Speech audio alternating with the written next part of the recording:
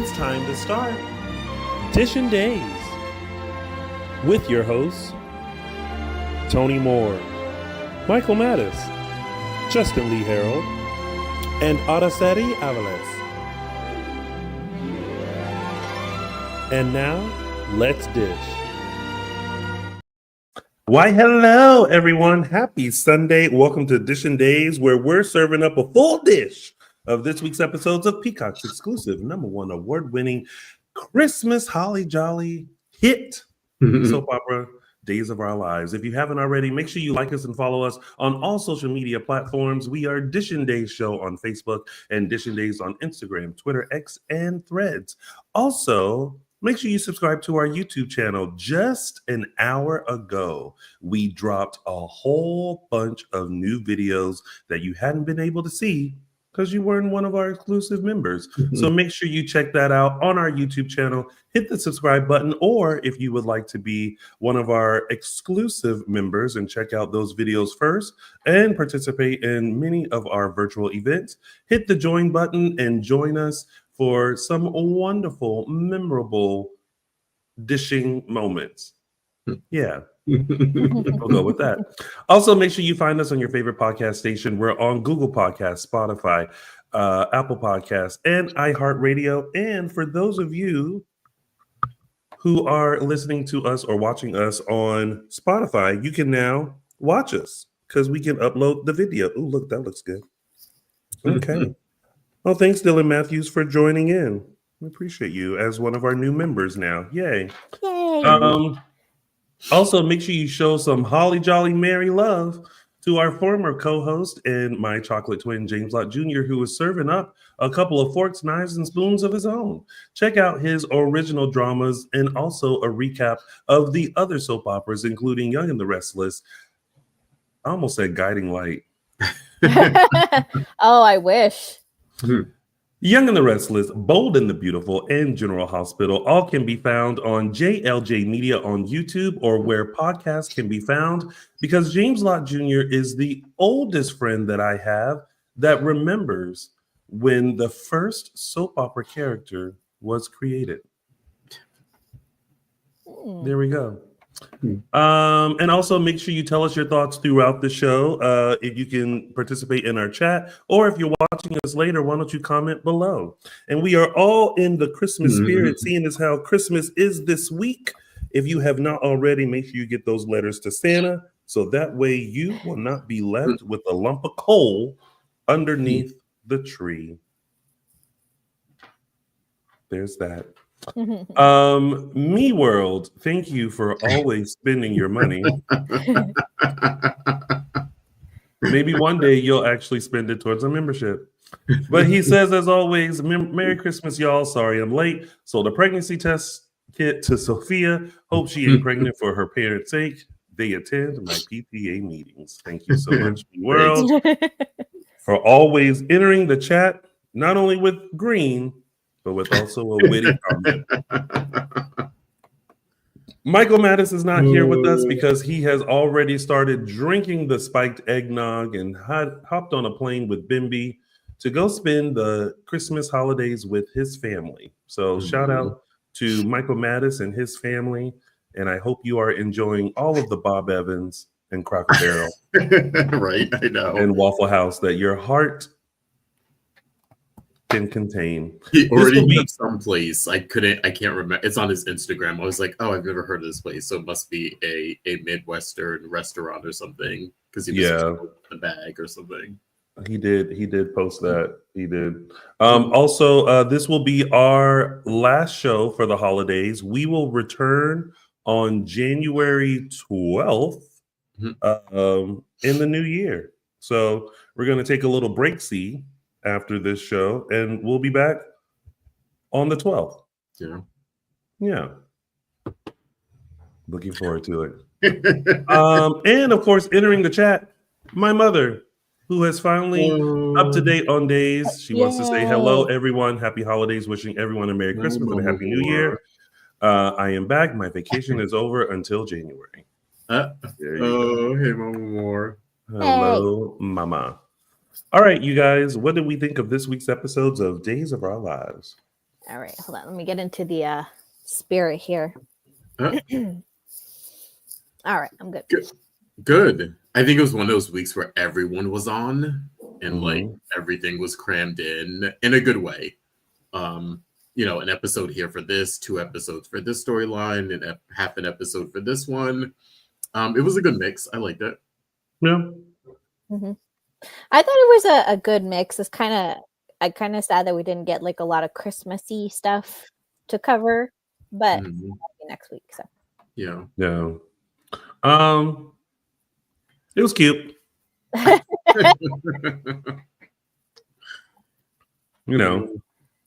Little of this, little of that happened. So, there's that. Well, let's do what we do best and pick it, break it on down, everybody. It is now time to start Dishin Days. Wow, we were almost there. Set that and forget it. And let's kick things off with our very first top of the line storyline. Kiriakis versus Kiriakis. The infamous court case of Philip Kiriakis and Xander Cook Kiriakis. I thought I was okay, wait, before you wrong. say that, let's just take a poll really quick. Oh, okay. And this includes everyone in the chat. Before the verdict came in, were you team Xander or team Philip? Justin. I was what the verdict was, which was both of them, kind of. If that makes sense. You were like, just let them both run it. Yeah, I think. Yeah, exactly. Okay. Araceli? I was team Xander. I was too. Mm-hmm. I was team Xander. I was just like, Philip, you done came out of nowhere with this fake letter trying to act like you want to run a company. I don't understand why everyone wants to be CEO. That's crazy. Okay, what were you going to say, Araceli, before we did our poll? That I thought I was misremembering this, but I looked back and yes, we did. We spent 2 full days on this storyline and nothing else. Who? The show. Oh. I was wondering why I was kind of like around this, and then I realized I was like, oh my god, it was 2 days of just this. Mm-hmm.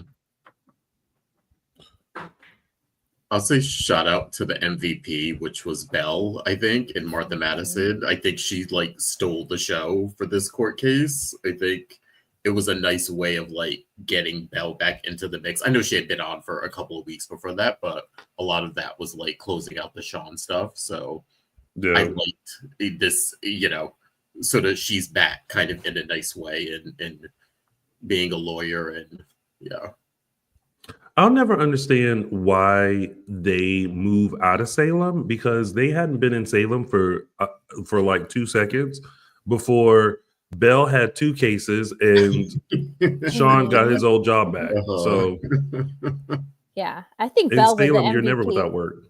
Well, I think Belle was the MVP of the week because she was just everywhere. Was she on every day? Almost every day this week? She was just everywhere this week. She was making moves and taking names and re-announcing herself. I'm Belle Black. I'm here for it. Let me tell you, Belle had a week. She said, I'm divorcing my husband. I'm making sure Philip gets his company. And let me hop over and check on Mark Greene. So yes, she was everywhere. I found it interesting that both Tate and Maggie didn't want to testify. Mm-hmm. Like a lot of people were just kind of like, my name is Ben and I ain't in it. Like, I don't want to say nothing on nothing. I found it interesting that Brady didn't want to testify. Mm-mm. Oh, I saw that. Yeah, Brady said, we've already apologized for that. And we are moving on. I ain't got time for that. I got to go see the Nutcracker with Ava. When you say get ready for that, fight against Philip or for Xander? He didn't. Well, neither. He wanted to remain neutral. I think after the last 6 months, he wanted to just kind of have a clean slate. And he and Xander have been reached in a good place. He doesn't want Sarah to get hurt in the process. He also wants to respect Victor's wishes, and I think Brady is team Victor on this one. And if Brady believes that Victor's will are his wishes, then that's what he wants. He's not going to be getting in the middle of this. Same with Alex. I mean, I know that technically Alex sent a letter supporting Xander, but Alex has very much been like, I've been through a lot of drama. I'm out of this. We want peace in the family. That's what we just want. Peace on earth. Can we have peace on earth, peace in the household? That's it. Yeah. I actually liked the Kate and Maggie thing. I liked it with Maggie because I think that, yes, she adores Xander, and yes, she has a special relationship, but she's also Philip's stepmother. And as far as they haven't had any strife that we're aware of. Like, you know what I mean? She still cares about Philip too. I feel like I'm sticking up for Philip more because I feel like Xander has been around lately the last few years, and everyone's like, Team Xander, and I'm like, oh, like, do we not like Philip all of a sudden? Like, it's not an either or. Like, I think, that's why for me the letter, and I'm glad they brought this up in the case, belted, that the letter is part of it. Like, what also is part of it is the history that this person has had with the company and blah, blah, blah, and, the relationship with Victor and everything. So I like that Maggie was like, I adore Xander, but Philip's still my stepson, and I'm not getting in the middle of these two. I liked it with Kate because I think it shows growth, and I know we're always talking about we want to see old Kate and blah, blah, but I think this was growth on her part. One, it was, I'm not going to snitch on you. I'm going to protect you as my child, and that's very much Kate to her core. But I think the maturity is in the respect for where she is in society, where she is in her career as this new producer, and the respect for Roman in her place in the Brady family of, I'm not going to perjure myself. I'm not going to snitch on you and expose you. You're my kid, but I'm not also going to perjure myself, which I actually really liked. And I know we oscillate sometimes with Kate about, I want to see her sort of the old Kate. But to me, this was a nice balance of it. So. I mean, just no one wanted to be involved. Like, no one wanted to stir the pot. No one wanted to cause ruckus. It's like, this is between y'all. If y'all want to argue about the company, if y'all want to do all this out, leave me out of it. I don't want to be team anybody. I want to be team at the house. And even Justin, I think, felt that way, even though he was representing Xander. Again, I think it was it's all of these people are team Victor at the end of the day. And they just want peace in the family, and they just want Victor's legacy to be respected. Well, yeah. And at the end of the day, Victor, what's annoying is that no one is realizing that Victor knew Philip was alive. Well, there's a caveat to that, though. I know, like they weren't supposed to know that he knew. Well, no, I'm saying also, I personally think this is a plot point that they're pushing, so it's hard to, say definitively, of course, but because the writers wrote it this way. But the premise is that Victor didn't leave it to Philip because Philip was struggling with a mental illness. And presumed dead. Yeah. Right. But in the totality of what we know, we know that Victor knew that Philip was dead. I mean, Philip was alive. Yeah. So if he had wanted Philip to be CEO of TITAN, he would have put it. He would have exposed in a will. because he didn't exposing that Philip's alive. I think Sure. no, because Victor, no, I think Tony's right, because Victor couldn't have known that he was about to die. He couldn't have known that all of that was going to come out literally mere days after he got on that plane. Because remember, he changed the will as he was right before he got on that plane that went down. So I hardly think that he knew that that was going to happen, that it would expose his part and in stealing Philip away to get care. I can only assume that he thought it would be some time and that Philip would be better by then, and then all would be well. Pause. When did Philip come back? Right after Victor passed away. So he came home for Victor's funeral. Yeah. And that's when it was exposed that he was alive? Yes. Yes. Yeah. Okay. Yeah. So, again, had he wanted Philip, he already knew Philip was alive. And he obviously could have attached a letter to Philip and said, hey, putting you in the will, just say, I wanted to keep it a secret because I wanted you to get good care, blah, blah, blah, whatever. I feel like that, now it kind of bugs me a little bit that like no one knew besides Kate that Victor knew that Philip was alive. And so if he had changed the will right before, then, right before he got on that plane or whatever, then he would have given Philip the company. Yeah. And providing for medical care is not the same thing as leaving the company and leaving him the company. Those are two separate things. They're both, just because they're both there doesn't mean that that it's in his intentions were unclear. His intentions were very clear. 50% to Xander, 50% to Maggie, period. Right. There was something else I was about to say, and then I totally forgot what it was because, age. But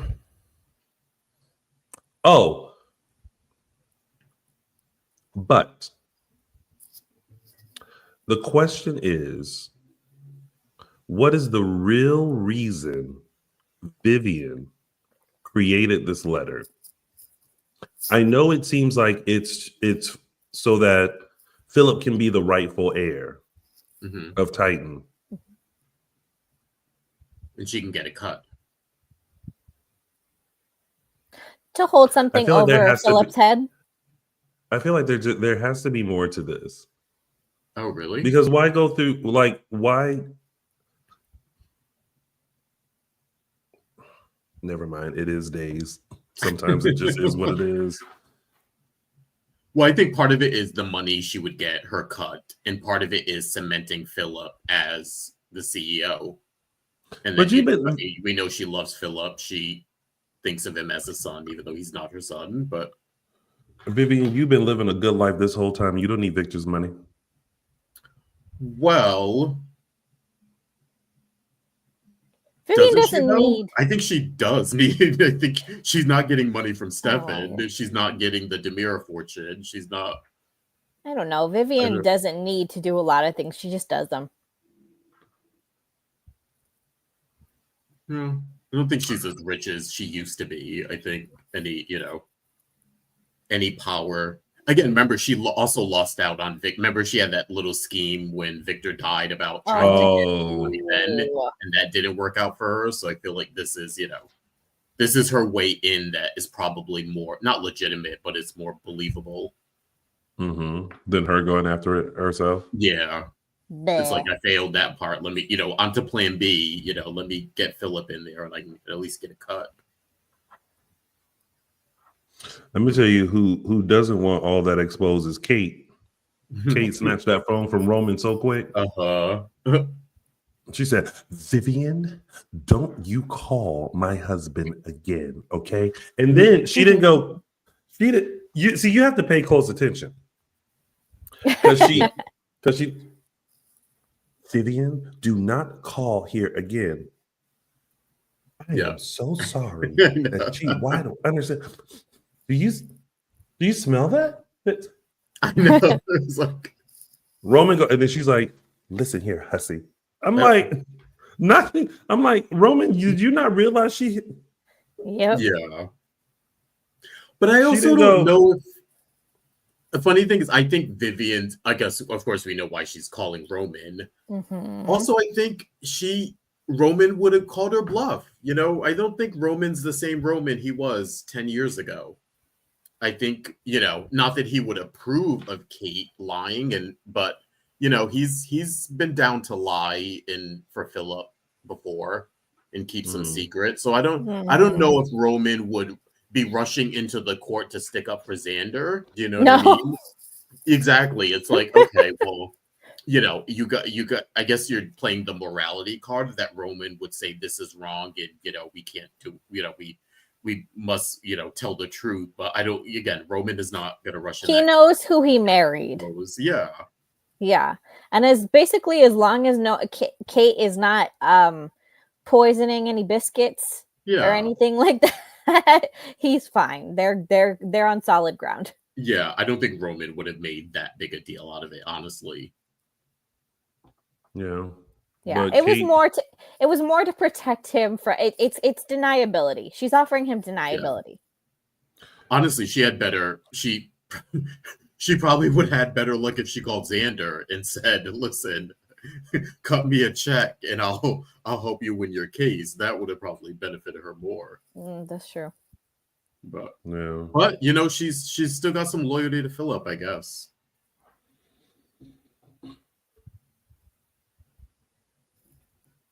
You know. Yeah. Also, was that the same judge in the Sammy case? I couldn't remember, and I meant to go back and look. Does anyone chat room? Which Sammy case? Sorry, the latest one, the Sammy custody case for Henry. Remember when she was up against Will and not Will, up against Allie and or specifically Eric and Nicole and Eric, for yeah. Oh, gosh, I couldn't remember if that was that same judge. I feel like it was, but I didn't go back and look. Yeah, who knows? Yeah. Well, in any case, we have a verdict, and here's hoping that Philip and Xander don't kill each other in the new year. We don't have high hopes for that, do we? I think because of Philip's zaniness. That's a good word. Xander ain't got no time for Philip's shenanigans.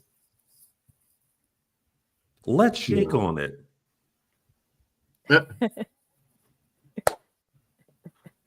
Not gonna happen. I'll tell you one thing though. Thank God for Sarah. Thank God for Sarah, because she knows her husband so well. Just to hand him that stuffed animal. Yeah. Please limit his access to breakable things. But then again, they are Greek.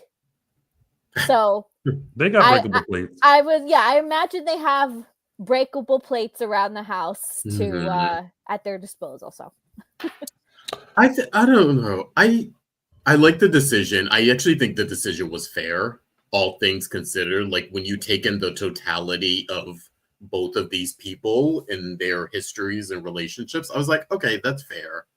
I'm okay with that. I think if they get over the pettiness, like we said, I like that Brady and Xander have crossed a threshold, and Brady sort of referenced that when Belle was talking with him, where he was like, you know, me and Xander we're getting along now. Like, I want to keep that. I think that if Xander and Philip can do that, I see no reason why they can't work together. Yeah. I think it's going to take a lot of patience from Xander and calmness from Philip. Mm-hmm. And let's not forget, 10 minutes ago, Xander was willing to give up the company. So, he's got some issues there too. I mean, but for good reason though, because Sarah is walking around lovely. Well, yeah. she gets to walk over $1 billion company that I'm sure the shareholders are thrilled with Xander. She said, I give this till Valentine's Day. I give it a month, 6 weeks tops. Before what? Before one of them tries to kill the other. Oh, well, too late for that. Yeah. Again. There you go. Yeah. All right. Well, that was Kiriakis versus Kiriakis. They will have to share Titan. We'll see how it goes. Not looking good. Not looking good. You know what is looking good, though? Greene. The Greene family is reunited and they feel so good. Yay. That was a beautiful moment between Kat and Felicity. Mm-hmm. It was a beautiful moment. Yeah. This is us. This is me kind of telling on us a little bit. Oh, God. Here we go. Yeah. Okay. I remember we had discussed the Greene family. Yes. A long time ago. We thought problem was solved. However, when we dug amongst the interwebs to find a photo that should not have been posted, but we still got our hands on to post the Greene family. We got it. Boom. Whoops. Got a little slap on the wrist. And I was just like, I don't understand. Like, it's been exposed that their family. Like, I don't get it. Now I To be fair, we did not post said photo. We did not post said photo. We found said photo and posted it as one of our little short videos of us discussing the Greene family, because that was shortly after it was revealed that it was Kat, that Abigail was Kat, Abigail was Kat, and obviously Kat Greene, and was related to Mark, which meant related to Aaron and Felicity. But what we didn't know was that it was still going to be some time before the truth was really revealed. Anyways, we make mistakes and we're sorry.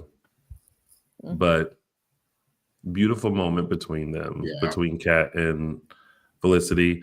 Thank God Mark is out of jail. For now. Well, yeah. For now. What week?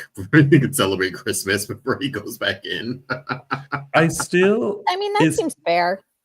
But it still baffles me how some people are able to get away with things, harsher things, and not have to spend one iota of a minute in jail. And yet, if they stole a mink coat, would be sentenced to 25 years. Yeah, I was like, 18 months seems a little harsh for the changing of paternity test, because that's all EJ could get him on. I was like, oh, is that really a deal? I was like, okay. I was expecting them to come back and be like, time served or like 6 months, but when it was like 18 months, I was like, oh. Someone needs to bring up the fact that EJ once changed sperm samples. Does everyone forget that? Yes. Well, he just did the same thing with what's the name? Jude. Brady, technically he did. Yeah, well, technically he didn't do the switching. He just knew about it after the fact and concealed it. But no, this man once changed sperm samples. Baby. I mean, it was a little self-righteous to be so up in arms about, the stuff Mark was doing. I'm like, EJ, you did that like 6 months ago. Like, what are we talking about? But also, again, like I get frustrated at the lack of empathy that they have at the fact that he didn't do this with malicious intent. Yeah. He did it because someone was like making him do it. Yeah. But you heard EJ, you can't cross a Devereaux. Yeah, that's what it was really about. Was if Chad wasn't involved, I feel like he wouldn't care as much. But it was against Chad, so he has to be big brother and throws weight around. But Chad seems to have forgiven. all. Yeah, I think we got a little bit of that. Yeah, a little forgiveness for Kat. That's because he's got love. I'm actually so excited. I'm so excited that this part of the storyline has now been put to bed. Yeah. Yes. And they seem to have, he seems to not maybe he's not completely at peace with Abigail's death, but he seems to be in a better place. He seems to have accepted that they may never get the answers that they want. But that he knows that he can't put his life on hold anymore. Yeah. But and I feel like now is the right time. I don't feel like when they were trying to put him with Stephanie that was the right time. Yeah. It was too soon. It was. And I feel like once we can get over the ick of her impersonating Abigail and I'm over it. That. Oh, okay. I mean, I kind of am too. I mean, once I realized it was such a fail, I was just like, "Girl, it's okay. you trying to find your mama, and I get it." Well, you know what? I'm over it because it feels, and I don't think that Chad and Stephanie ever had a chance because they were in two very different places. Stephanie is ready to settle down. She is 100% in that, and that's where she is in her life. That's the kind of relationship that she needs. Chad is in a very different space. He is very much rediscovering who he is post Abigail. And Kat, I think, is in a very similar position because she literally, the woman literally had her face reconstructed. She's been living in hell for like 2 years. She was emotionally and physically traumatized. So she's very much now discovering who she is, and she's going to discover who she is, taking on the responsibility for her brother and sister. So they are very much in the same place in their lives. And I think that works to their advantage. Him and Kat? Yes, yeah. That they're not, there's no pressure. There's no pressure on either one of them to have things quote unquote figured out. But it's just a lot with the fact that she was trying to pretend to be his dead wife. Yeah, but that's between them. If he can forgive her for that, if he can move past sympathy and into forgiveness and maybe more, then good on them. Agreed. Yeah. I do think we'll see them in the next few weeks. I don't think that was a goodbye. I think some people were wondering if that was a goodbye. I don't think that's a goodbye. It's not a goodbye, guys. We had Annalyn McCord on last week. She told us it's not goodbye. Yeah, it's more like let me just take my time. Yeah. Yes. See you in a couple weeks. Let me take a moment for me. Yeah. Be right back. Going on vacation. I do want to see the mother come back with them, like whatever materializes. Yeah. I hope that she comes back sooner than later, because I think there's some interesting stuff with the mom that they could do. We have a lot of answers still. Yeah, that's true. Yeah, we still haven't got those answers other than she's alive. Yeah. Like, girl, where have you been since you got shot the first time? Or did she get shot? Yeah. Did she even? Yeah. Who knows? Only she can tell us. So yes, there are plenty of answers to come. Hopefully. I hope that Days does not drop the ball on that, because that was such a pivotal storyline with Constantine and John and Steve and all of that I feel like there's no way in the world you guys are going to bring her back, cast her, make her a little cuckoo for Cocoa Puffs, only for her to shoot Clyde, get arrested, and then we just don't see her again. Yeah. We as fans have questions that you need to give us an episode or two to answer.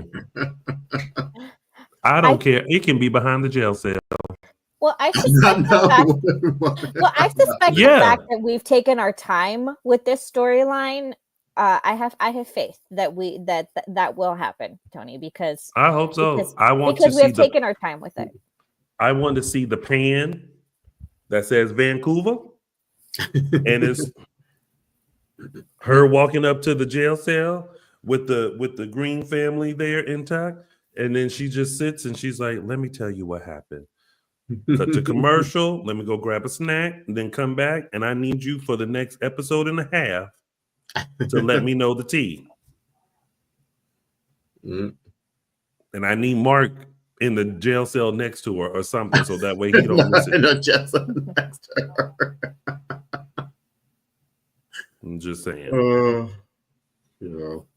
So, well, welcome, Greene family. We hope you stick around Salem. Don't go nowhere. Yes.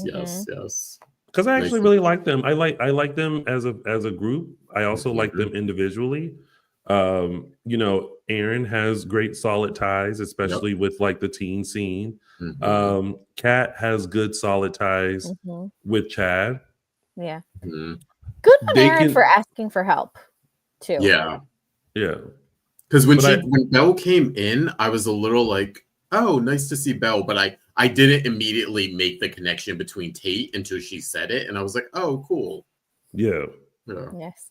Oh my God. Do you know how happy it made me to see a teenager in over his head actually asking an adult for help? Hallelujah! One of those exists. It's so interesting to see the things that you get excited about. Like, who would ever point out, I'm so excited that a teen asked for help. It's necessary. No, I get it. It's necessary. Yeah. It shows it. That tells me this is a solid young man. Well, he'd been asking for help. He needed help finding out what was going on with his mama and Kat. He's needed help with his homework. And now he needed help getting his family in order. So, and boom, boom, boom. That tells me he's a really solid guy. He's got a good group of friends. He's a good brother. He's responsible. He may be one of my, I love the Greene family as a whole as an addition this year, but he may be my favorite. I do want them to find something for Felicity. Yes. She can't just be working at Sweet Bits. Find some make her more part of the plot, you mean?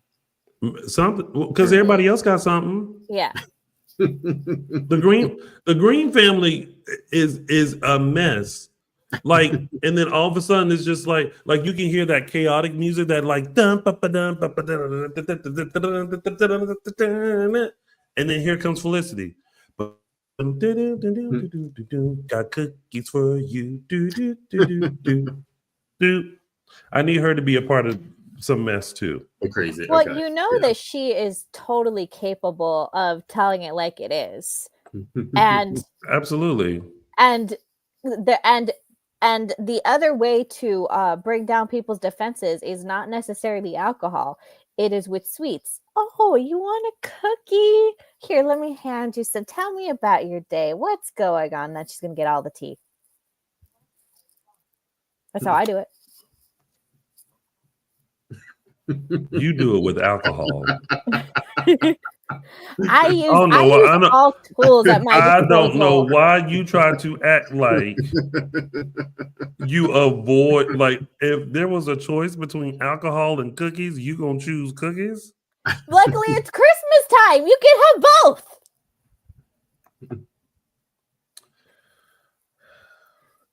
Let's move on. I have tea, Dylan Matthews. Thank you very much. Let's talk about this alleged baby black, shall we? Oh boy. I'm already going to start it off, and I'm going to say 2 + 2 is not equaling 4. 5 + 5 is not equaling 10. No. Them having a condom on, and then suddenly she's getting pregnant. Now, listen, I took sex ed too, and I understand that is not 100% effective. However, as my grandmother would say, something ain't right in the buttermilk. we're gonna have to wait and see on this one, I think, because it wasn't necessarily obvious. If at least to me, if this is a plot point or if this is the real deal. I called BS the second she knocked on the door and said she was pregnant. I said, ain't no way. Because number one, they were too focused on the fact that they were like, do you have a condom? We were like, great, they're using protection. And the second time, it didn't seem like they even did anything because they were, kissing. And he said, Holly. She said, Holly.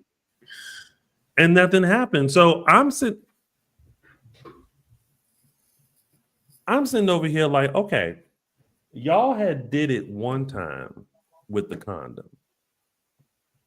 Y'all didn't seem like you did it the second time because he had called you Holly. So why are you at his door talking about you is pregnant with his baby? If condoms were the be-all end-all, there wouldn't be a mad rush to buy Plan B on Amazon. How do you know Plan B is available on Amazon? How do you not? Oh, that's right. don't necessarily need it. I'm just saying, if you're look, there are just some things that the female species just knows. Yeah. Because they're required to. I am a lady. Will not be searching for Plan B on Amazon. And I am a smart lady, and I know that if condoms were the be-all end-all, Ross Geller wouldn't have had such a freaking freak out on Friends that we're still talking about 20 years later. Yes, they do put 97% effective on the box, people. I think I'm going for it's real. I'm thinking it's real. Again, I think we all sort of saw this a mile away that this was probably coming up or a possibility. But I actually think there's other things that are going to happen with this storyline that aren't about the baby that I think they lay the groundwork for. Okay, hold on. Let's do a poll and let me write this down. Okay.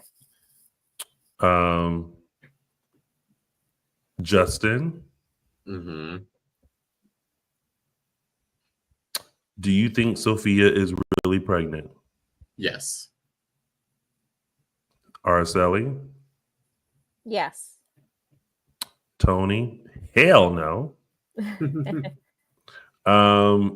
And then I'm gonna ask. I'm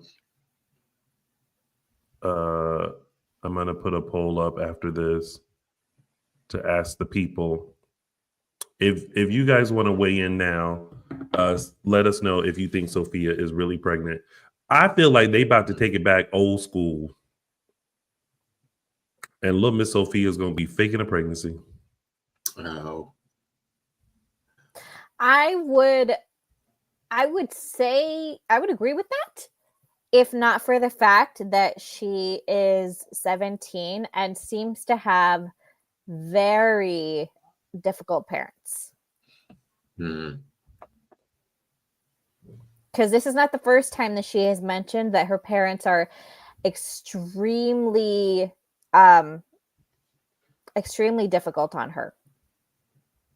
Yeah, I think that's actually setting up another storyline. Well, that's related to this, but is something else. So I think she's pregnant. I don't know if she will become a mother, but I think some other things are going to come out of this storyline that may not have anything to do with the baby. Yeah, let's be clear. A pregnancy is not a pregnancy until it is a viable pregnancy, meaning we need a paternity test, we need a blood test, and we need an ultrasound that proves that little embryo is actually where it's supposed to be. Until we got those, then nothing is certain. So basically, Tate needs to hurry up and get her to that doctor. Yeah, I see a lot of this people thinking he's not the father. I don't think that's I don't think that's a thing. It's just gonna be interesting to see where this goes. Yeah. Because I think the reason why I'm a strong no is because I don't want there to be a baby. I don't want there to be they had sex and now she's pregnant and now she's still kind of into their life. But see, I agree with you, Tony. I think she may not have a baby, but still end up in their lives because she didn't have a baby, if that makes sense. Yeah. Sure. Like there's a way to keep her around that she now is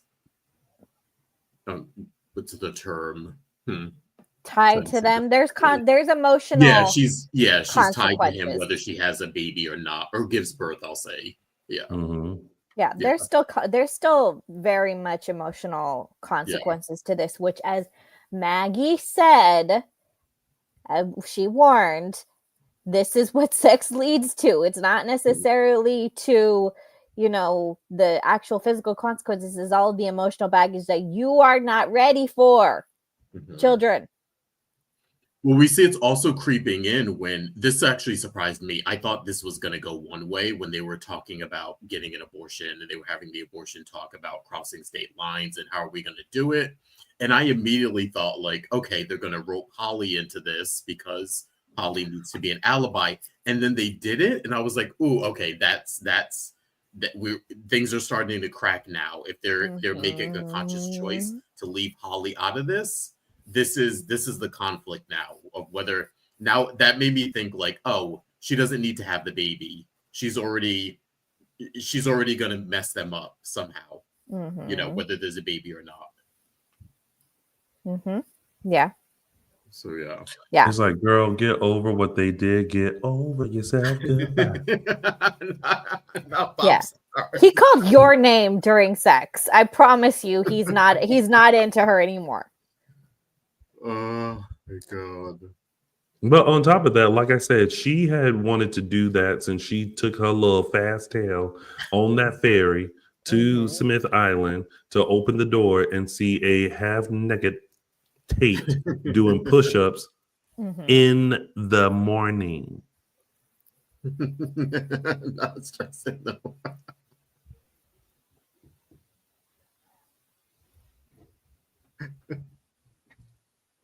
Wink, wink. Let me just say, she wasn't trying to make a relationship. She was just trying to get on the ship. Oh, God. Not really. Holly had an interesting run-in in Horton Town Square with Leo. I think for the first time, I looked at Leo and I wanted to say, girl, hush. Yeah. Because even Holly was kind of looking like, damn, what a thing to say. Yeah. It's like, girl, that's too much. Side note, though, I did like that. I call it the Sprite sweater, the yellow and green sweater. Yes. He was like, ooh, yeah. I don't think I can fit this, but Javi can. I was like, girl, fuck Javi, I can. I did like that was a cute sweater. But I actually on too was nice. But I actually agree with him. I think Javi would look very good in it. Yeah, It matches his skin tone better. I mean, I agree, but he's not with Javi. Javi's with Carrie, so we're gonna have to just leave that alone. No, but a nice Christmas present, a nice gesture, though. I think. Would you get somebody a Christmas gift that you were no longer dating? I wouldn't, but Leo would. Okay. Yeah. Who? He's still trying to get in with Javi's good. I wouldn't, but Leo would. Javi had already done said clearly, I am with 0 feet away. And Leo knows no boundaries. Well, oh, Mark M said I did. Okay. Unless we were friends. Alfie, now that we're friends. And I love the fact that, we got to see Maggie and Holly together right before they met up, before Maggie met Sophia. I think Maggie was even looking at her like, right.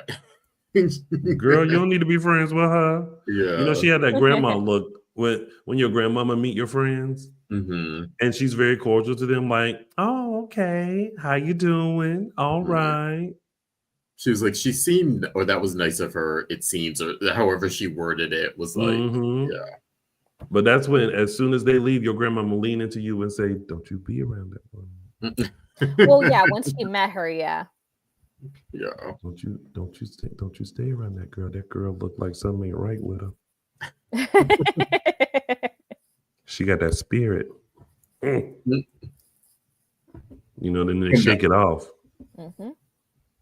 Yeah, I'm getting interested in them again. I was sort of off the teen scene. I was like, okay, I like these four and other plot lines with adults, but I'm now that they've introduced this, I'm kind of getting interested again. Welcome back. Yeah. All right. Well, those were your top storylines this week. We are now moving on to our tidbits, but first, just a reminder, make sure you follow us on all social media platforms. We are Dishin Days Show on Facebook and Dishin Days on Instagram, Twitter, X, and Threads.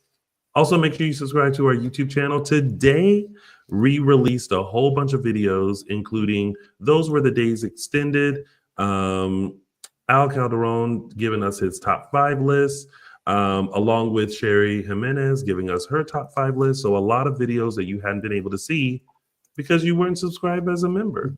You can see now. They got first dibs at it, and now we welcome you to join in.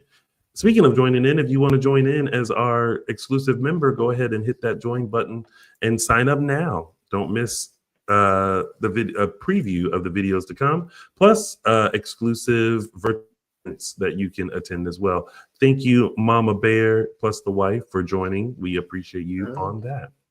Also, make sure you find us on your favorite podcast station. We're on Google Podcasts, Spotify, iHeartRadio, and Apple Podcasts.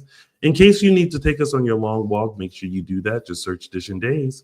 And also make sure you show some love to James Lott Jr., our former co-host, over at JLJ Media on YouTube and wherever podcasts can be found. And make sure you continue telling us your thoughts, and make sure you comment below if you're watching this or listening to this later.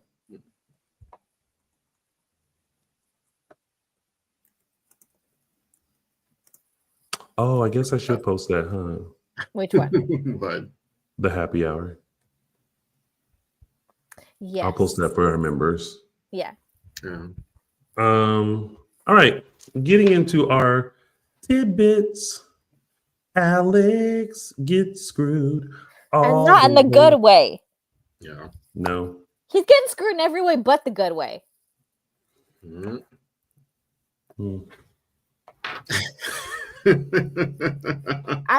I'm so team Alex on this one. I'm like, oh, totally. It's like he's getting more consequences from not having had sex. Johnny's still being a little bitch. It's ridiculous. Little bitch. I think I want a shirt that says little bitch now. We should, when we launch our new merch, we should. Yeah. Which, by the way, Rob loved. Yeah. Rob loved. By the way, what? Did he love your 3 snaps for the call? He out? did. Yeah. He did. He did. Yeah. He reposted it. Mm-hmm. Yeah. It was good work. Put that on your Amy Reel, Rob.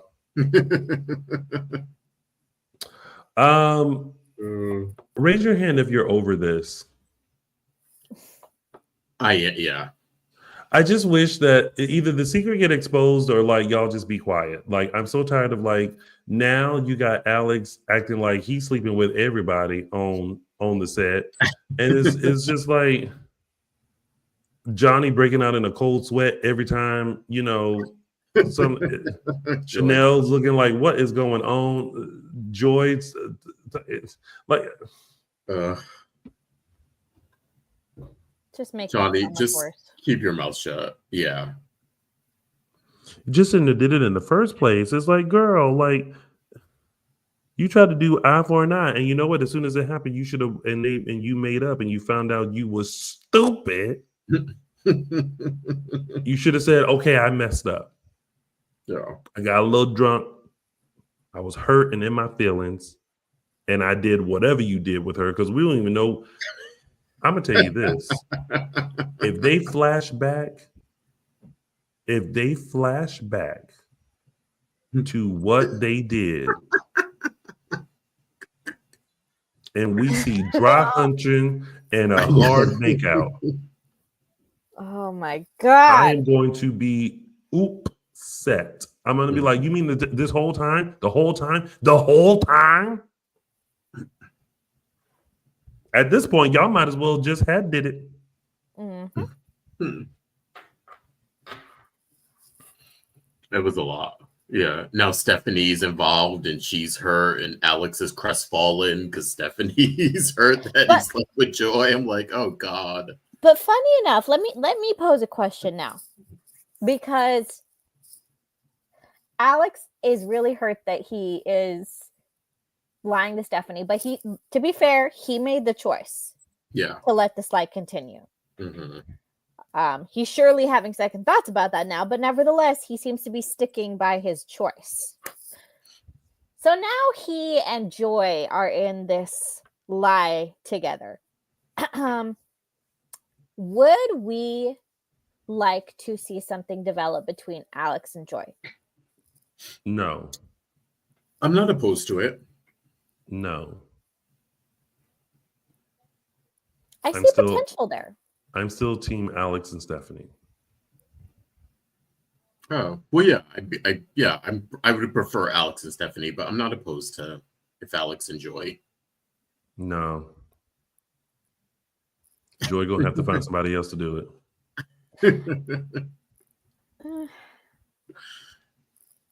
Just thought I'd put it out there. I've never seen Alex and Stephanie on the same page. Chemistry doesn't mean that they're on like the same page in what they want in life. You said what? Chemistry doesn't mean that they're on the same page in terms of what they want in life. Him and Stephanie? Yeah.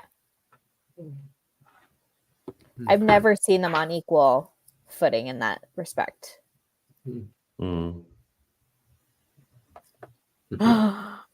I think they're both fine. I adore you, Dylan. Thank you. I hope it's a good one. Don't be teasing us. And then it ain't a good one. I just kind of wish that I don't know.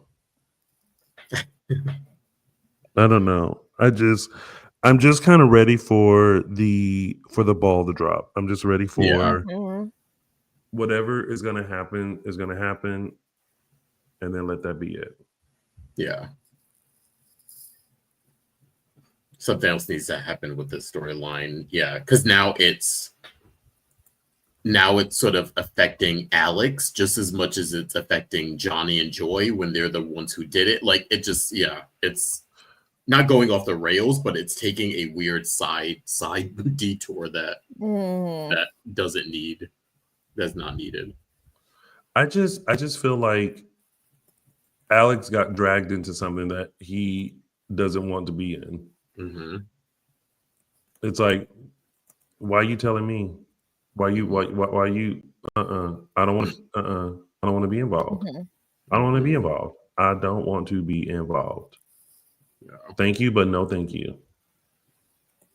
Oh, but that revenge list when Chanel does find out is growing. That revenge list is growing. Oh my gosh. I was wondering if I was like, okay, maybe she'll spare Alex as her friend who wanted to protect her, but I was like, oh, maybe not. Probably now. not. Maybe, not. Probably not. He's crossed the line.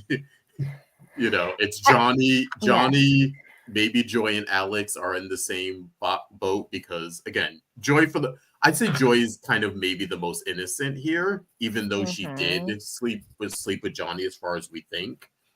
She's still a bit innocent in this and not, she had no relationship with Chanel. As far as she knew, she was having just a fun night with a guy who was having some marital issues. Yes.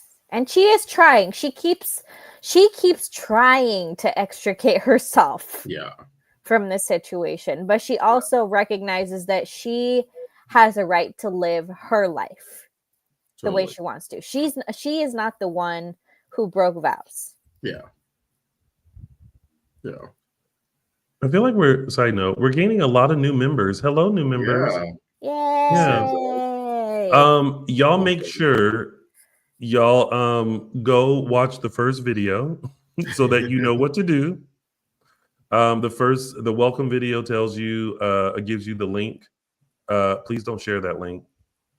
But it gives you the link as a member so that we can collect your email address so that you know so that you don't miss out on things. So make sure you do that. Yay. Mm-hmm.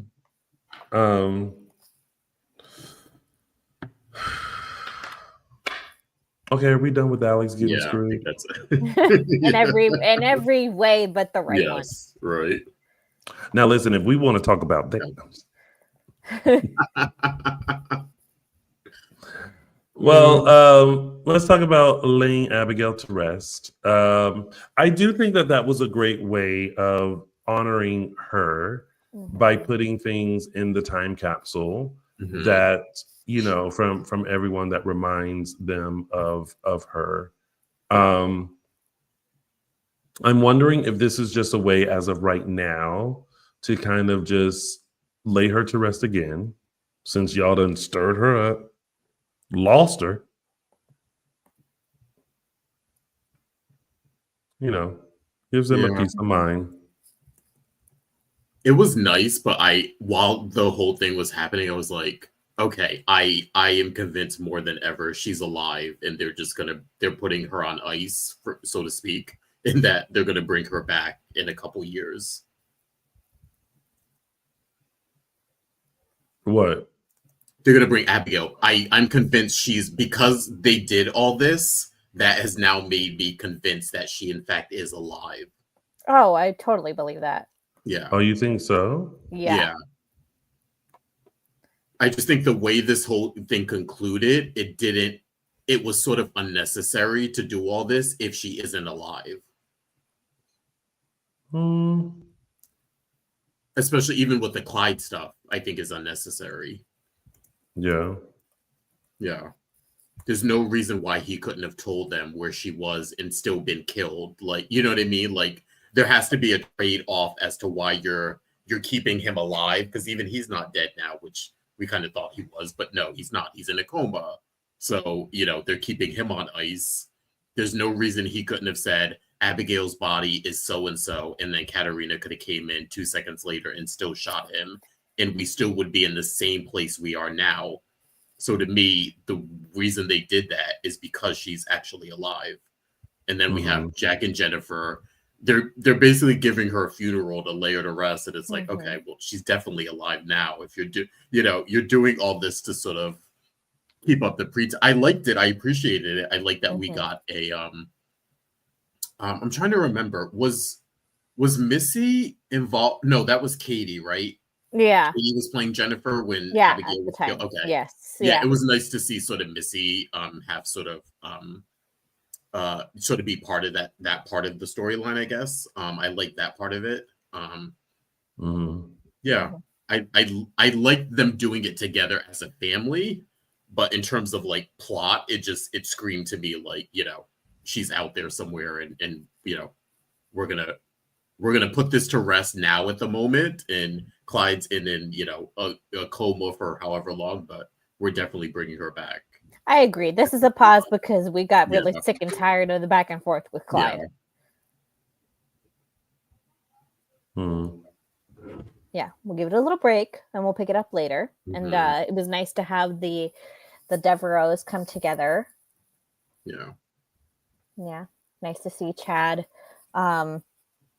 Chad, I swear, like Chad, it's so nice to see how embraced Chad is as a Horton, as a Devereaux, as a Demira. Like he's got so many people who care about him, and to think about where he started out when he first when he first joined the show, where it's like, you know, he had a deadbeat guy who thought it was his dad. You know, his mom died, his baby died, and he really did not have a great support system, and now he just has so many people who love him. Yeah. It's I don't even, well, I don't know if this is it's a positive thing in sense of the character in terms of how they're using him on the show, but like the fact that I forget that he's a Demir most of the time, I like it, but I also don't like it, if that makes sense. I think they've fully immersed him into sort of the Horton part of it, where a part of me is always like, okay, like can we Mm-hmm. nudge him back a little bit to the Demirs, and not that he has to be bad or like take on the Demir traits, but I would like to see him mix it up a bit more with his actual family. Yeah, but we all know that Chad never fit in with the Demirs. You know what I mean? Like Chad was not like a true, like he fits better with the Hortons. But that's the part that I like, though. I think the Demirs need someone like that. I think that for the most part, they've always had a little bit of balance throughout the years. Even if, I mean, Kristen was that originally, then she went insane and became bad. Lexi, for the most part, outside of her sort of going dark a few times, she was that balance. So I think, I don't know, I think the family is missing a Chad or that entity in their family. I suspect we'll get that back. You know, we've heard rumblings. I've heard I think actually I think we've actually gotten confirmation that in some element is coming. It's the fact that he's the baby brother, you know, because he's the baby brother. I think that he fits into that role very well of, you know, he's the one that they kind of all protect, that they all love. But he doesn't get involved in the day-to-day shenanigans.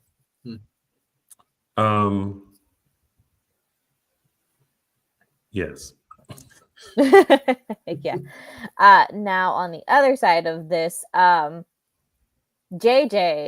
and Gabby, yes, JJ came back, and I love how Julie wasted no time. This was what I was waiting for. Julie wasted no time. Julie still can't stand Gabby. But there's some things to I actually enjoyed that, because I'm like, it's nice to have things to rely on. I forgot about the pushing of the stairs. I think people forget that because it kind of pales in comparison to putting a bomb in her heart. Right. And that was an accident, though, too. That wasn't. Yeah, that wasn't intentional. Yeah, that was them fighting, and she went over. But yeah. It was like, Julie, don't you have enough on your plate to be like, I was actually really surprised when she said that. I thought it was going to be, I mean, I knew she wasn't going to I didn't think she was going to scold him about Doug. I didn't think that, but I thought she was actually going to scold him just for like going after Clyde without help. And I thought that was the conversation. And then she pulled out the Gabby thing, and I was like, oh God, Julie. Jacarius has a very interesting question. Do you all think new Gabby and JJ have chemistry? Which I think is something Dual Fan says yes. What do y'all think about Gabby, a rekindling of Gabby and JJ? I think so, actually. Yeah, I actually wouldn't have said so before, but now I think yes, because I think that the actors have a good chemistry, which is not always guaranteed, but there's a good rhythm there. I like it. Yeah. So I, being me, want to get your reactions. I want you all to pretend like you're Javi, and I'm going to show you a picture of JJ, and I just want you to give your thoughts on JJ, shall we?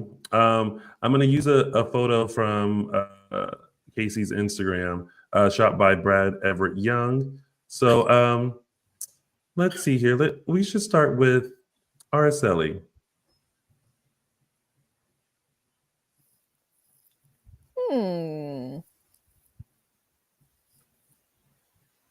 That's honestly, that would be my reaction. What does that mean? Potential. There's potential. I should have started with Justin. Justin, why do you ask me these things? You already know that I might. I'm not gonna have a huge visceral reaction.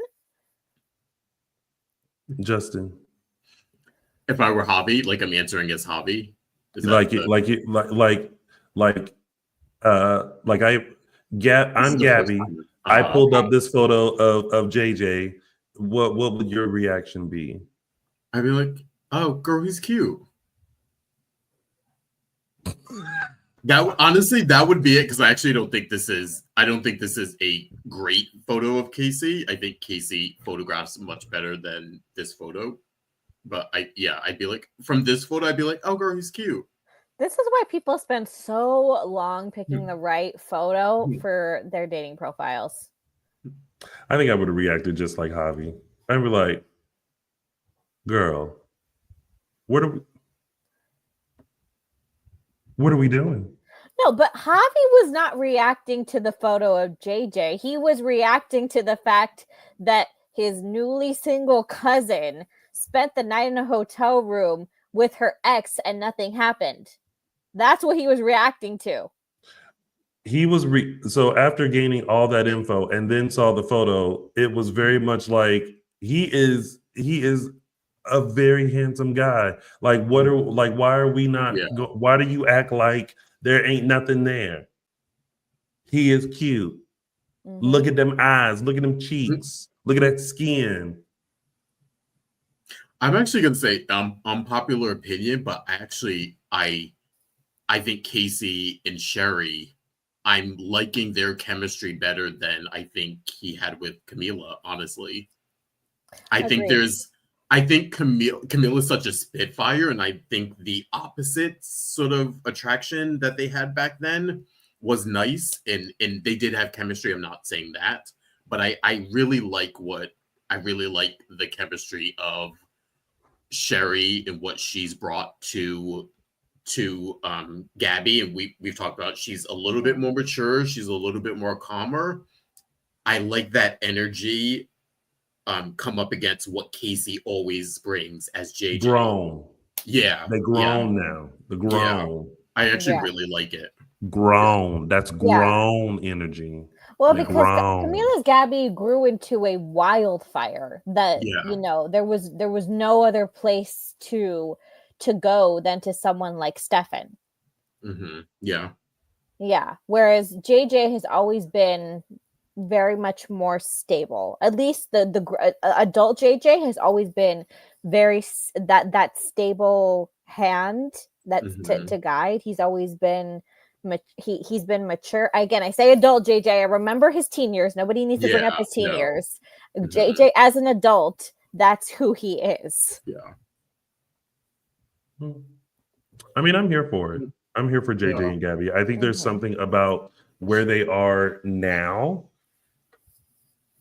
that makes sense. Yeah. I wonder how Gabby and Stefan fans feel about that.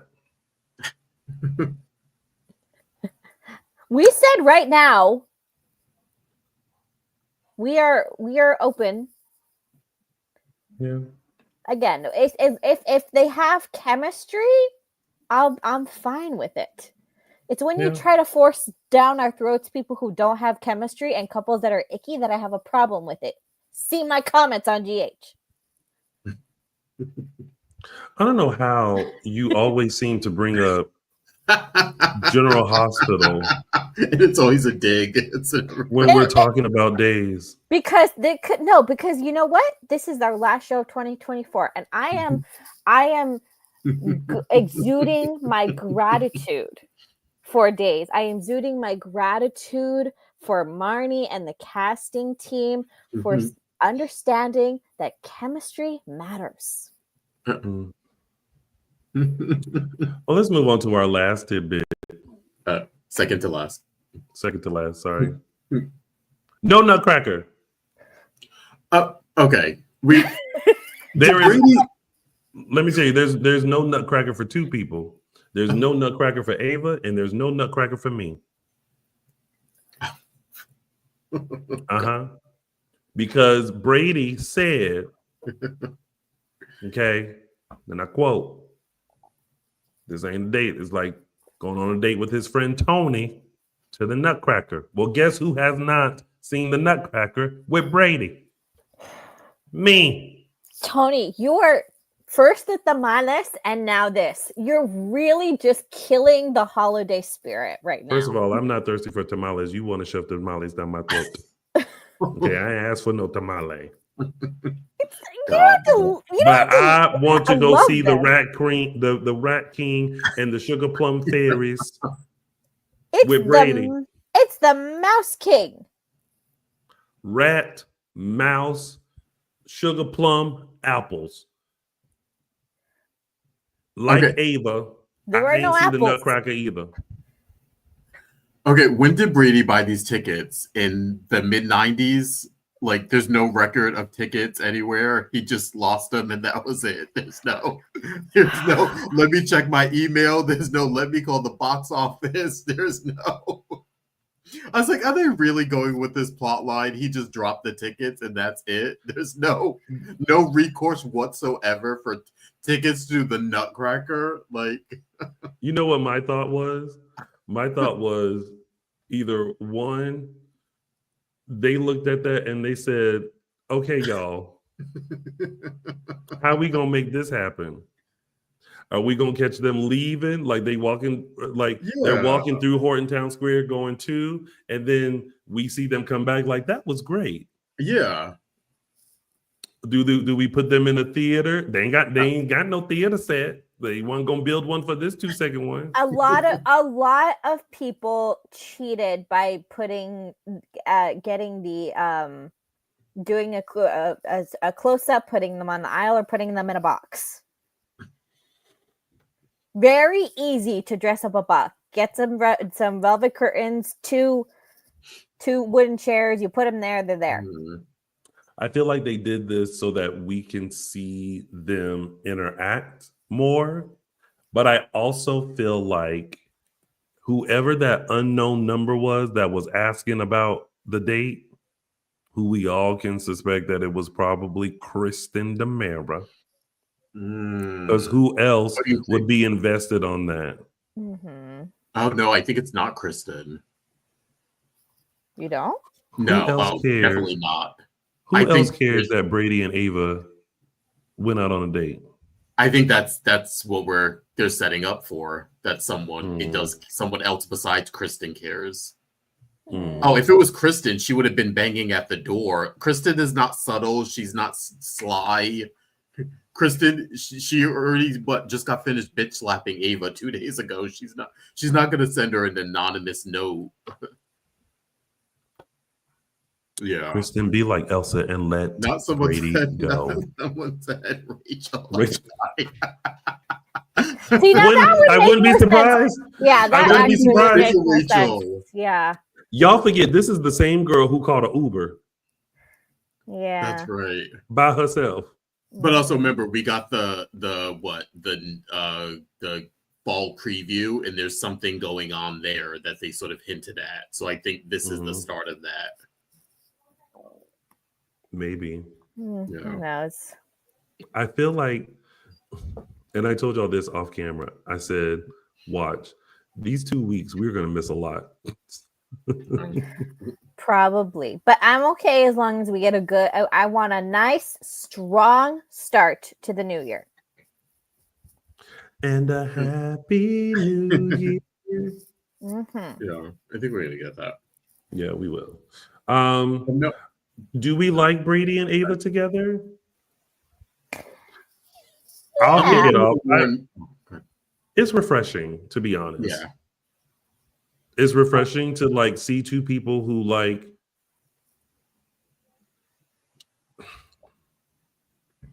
And in this moment, I can't remember like any like connection. Mm-hmm. You know what I mean? Like they're just two people who like are now interacting with each other. A lot of people in the chat are saying no. So who y'all want? Y'all want Brady to be with Kristen? Well, no, I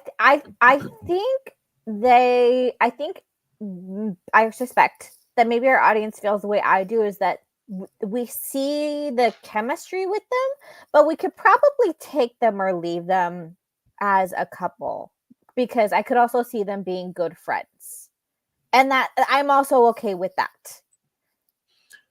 Yeah, I'm liking them more and more. I also think they've done the work on the Ava character to like bring her to this point where I feel like she's very much a great character, but she's more good than bad.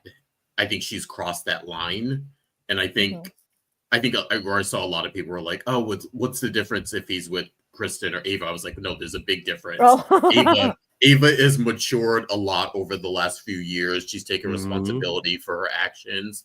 I think she's crossed a threshold. Like I said, Kristen is so not there.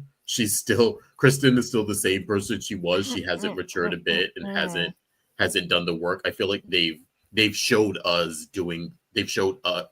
Ava doing the work over the last couple of years and really becoming a better person. And I think she's now lined up to be with someone like a Brady, where it doesn't come off weird or forced. So I'm actually liking them more. The more I'm seeing them interact, I'm liking them. Agreed. Yeah, but I truly, I'm not heavily invested, I should say. I could take them or leave them at this point. I'm okay with it. I like how it was. I mean, it wasn't something where you're like, "Ooh, yeah, go get married now." It's like, I like this. This feels nice. It feels refreshing. It felt no pressure. Like, even though like their whole date, had to get rearranged to just being in her room watching TV, with whatever food that was. I was like, did they go get lunch? And like this, they said that they were eating burgers.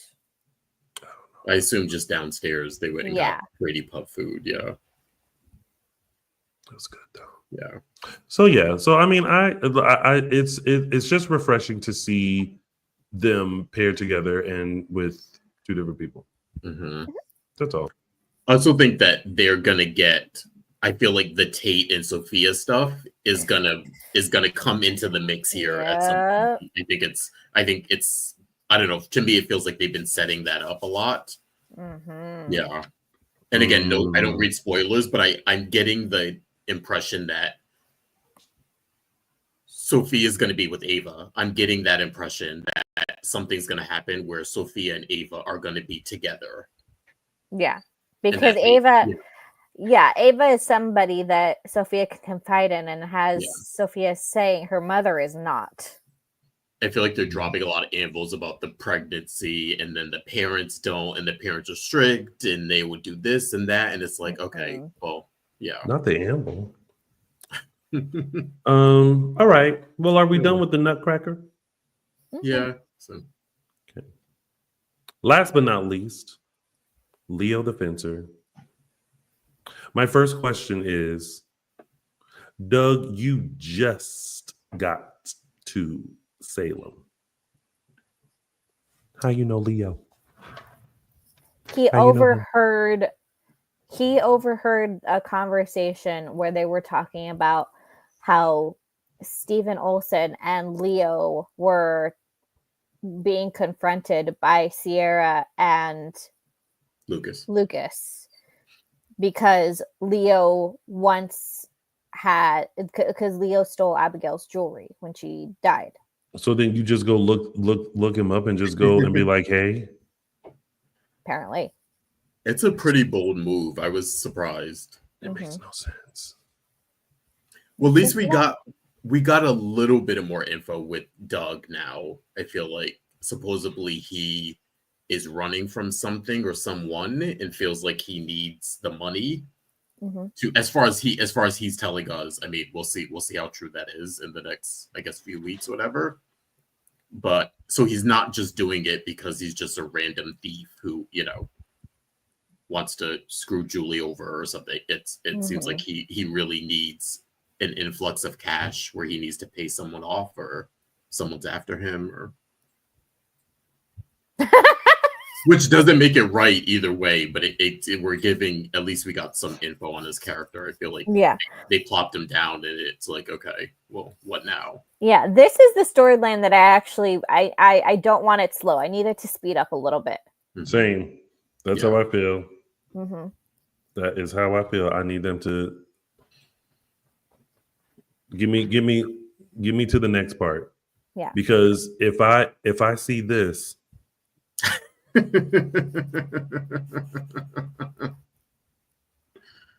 I'm so glad somebody else has that necklace besides him. Yeah. And don't nobody trust him. No. Well, no. Julie does. But I think Julie he's lucky. He caught Julie during a very vulnerable time. So she's just like, oh, a piece of Doug. I welcome it. Everybody else, like,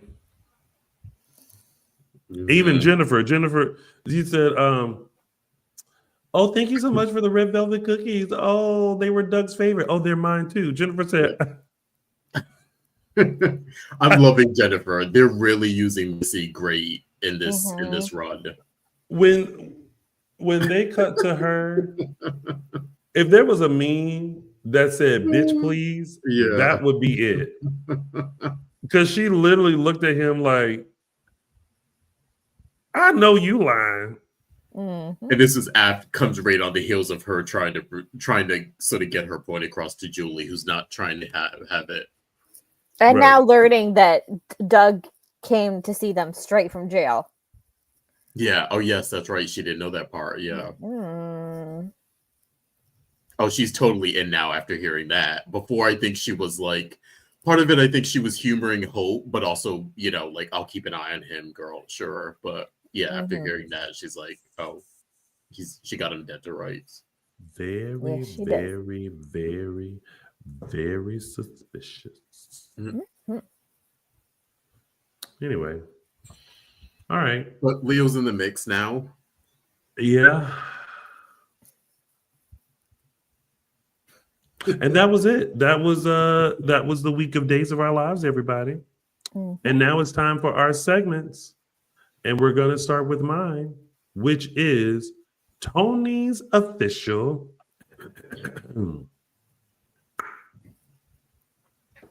3 Snaps Award. Oh, snap! Oh, snap! My 3 Snaps Award goes to a woman who defines stand by your man. She said, I'm not going to lie under oath. But she also said, oh, baby, I don't have to answer that. Sarah Horton, stand by your man. Give him 2 legs to cling to. And for that, Sarah Horton, Lindsay Godfrey, you get Tony's official Holly Jolly Merry Christmas 3 Snaps Award. Oh, snap! She said, baby, I see what trap you trying to set for me, and you ain't about to get me. You ain't about to get me. You think you got me, but you ain't get me. Great use of headgear there. I like props. Mm-hmm. And now we don't have caption that because Michael Mattis is on his Holly Jolly Merry Christmas Kwanzaa Hanukkah vacation.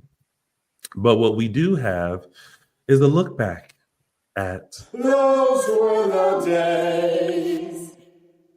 All right, everyone, taking you back to December 16th, 1998, where we had this unholy matrimony union of both Stefano DiMera and Vivian Alamein. I don't know how many of you remember this storyline. It involved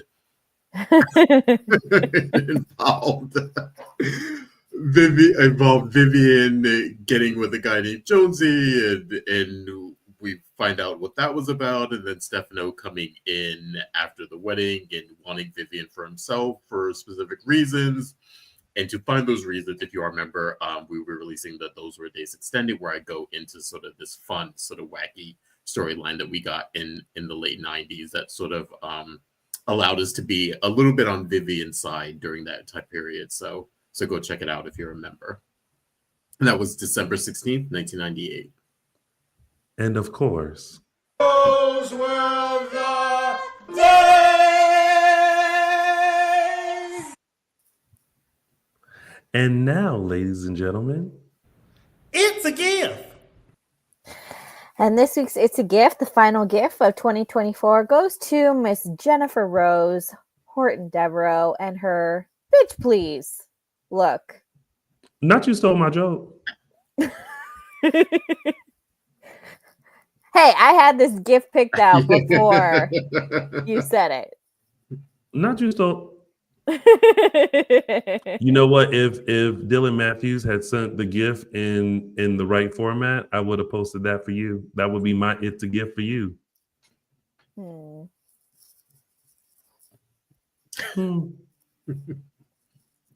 Oh, you know what? That would be when Araceli steals your joke.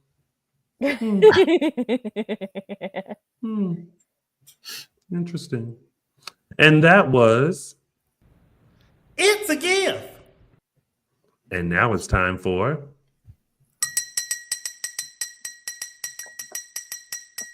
News and gossip. All right, we are starting off. If you are still looking for some late Christmas present shopping, you can check out Aura Watches, who has a partnership with Robert Scott Wilson. See here in these photos, he actually is good friends with the original owner and wanted to kind of team up with them to bring sort of this band, give this sort of watch brand a little boost. If you are interested, the watches are actually really, really nice. They're having this big holiday sale on their site, so go check it out. Like I said, the watches are really nice. I think it's particularly men's at the moment, but yeah, you can find them at Aura Watches. But yeah, some really nice stuff if you're looking for a gift for a guy in your life. You know what is so interesting about that is that if this gets out to Robert Scott Wilson, if anyone wants to cut this out and just tag him in it, with the holidays coming up, including my birthday, as you can see here.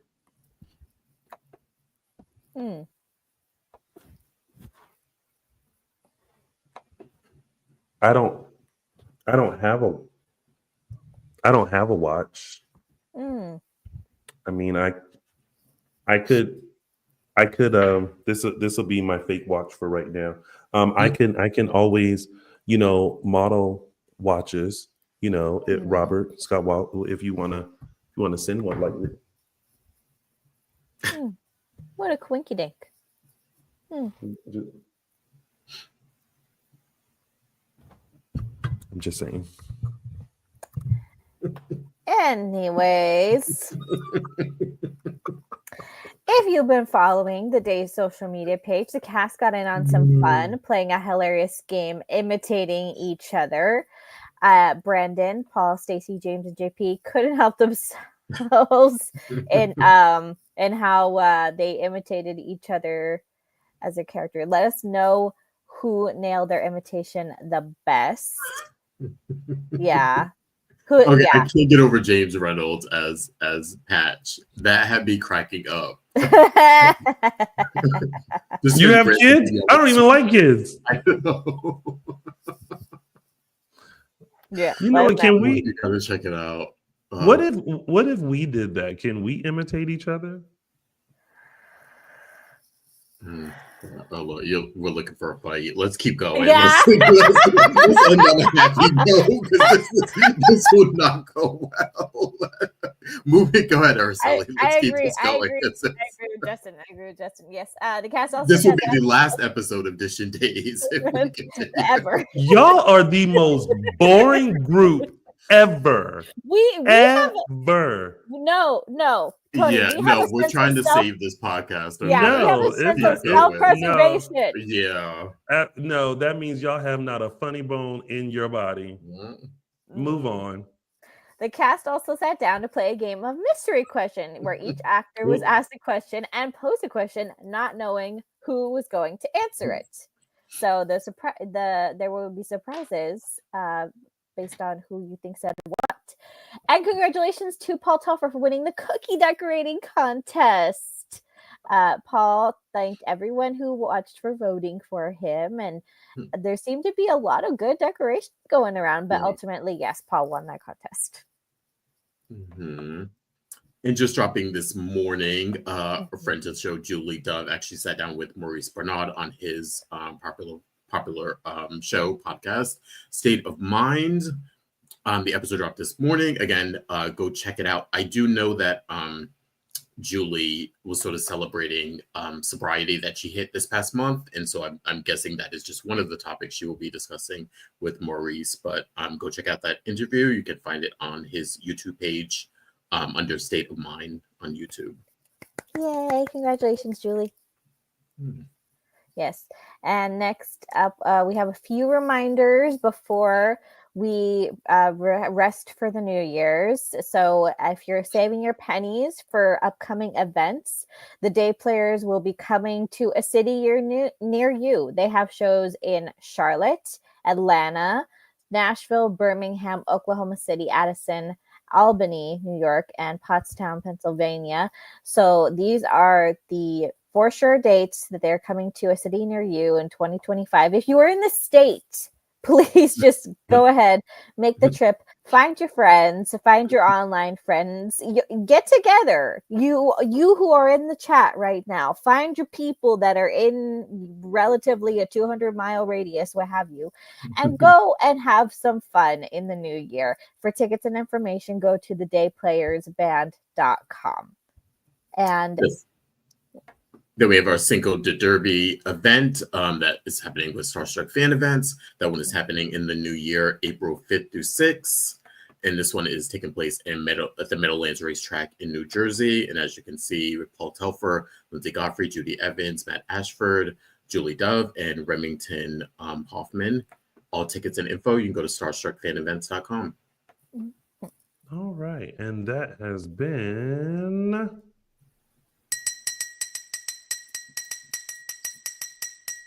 News and gossip. And now it's time to find out what's coming up this week on Days of Our Lives.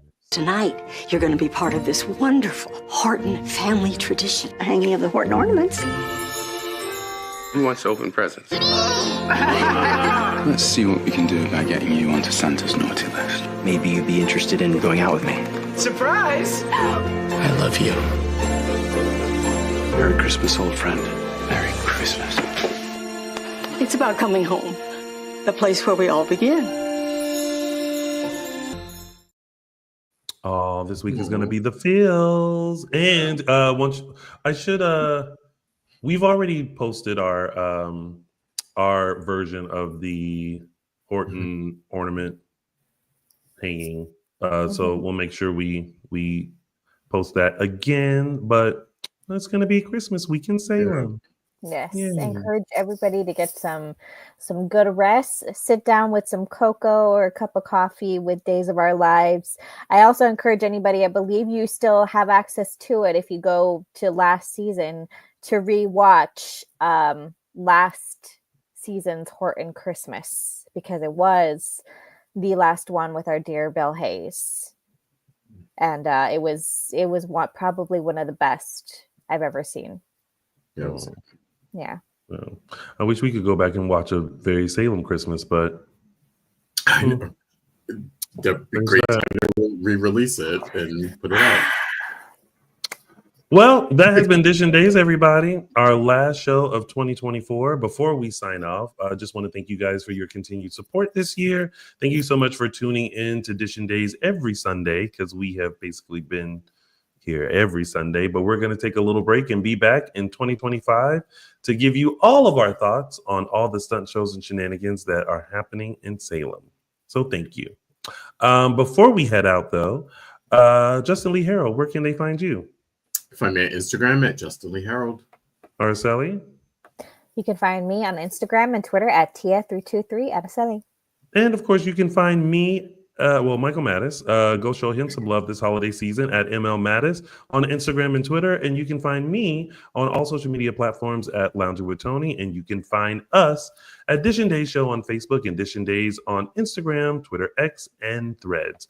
Thank you guys so much for tuning in. We hope you have a wonderful, safe, and merry, happy holidays. And of course, an amazing and blessing new year. We'll see you guys in 2025. Bye, everybody. Bye. Merry Christmas to you.